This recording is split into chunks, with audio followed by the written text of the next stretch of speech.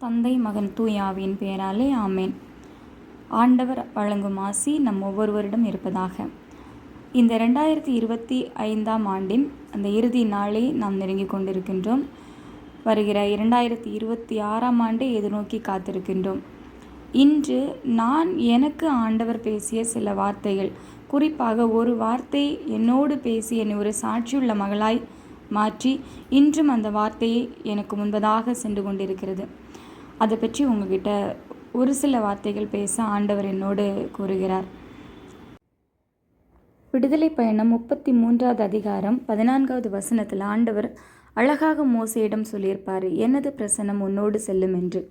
இதே வார்த்தையை நாம் பல வாகனங்களில் என் சமூகம் உனக்கு முன்பாக செல்லும் என்று பார்த்திருப்போம்.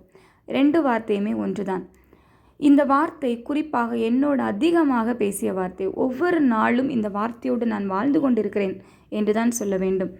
நான் எங்கு சென்றாலும் எப்படியாவது எதிரே வரக்கூடிய ஒரு வாகனத்தில் இந்த வார்த்தையை நான் பார்த்து விடுவேன்.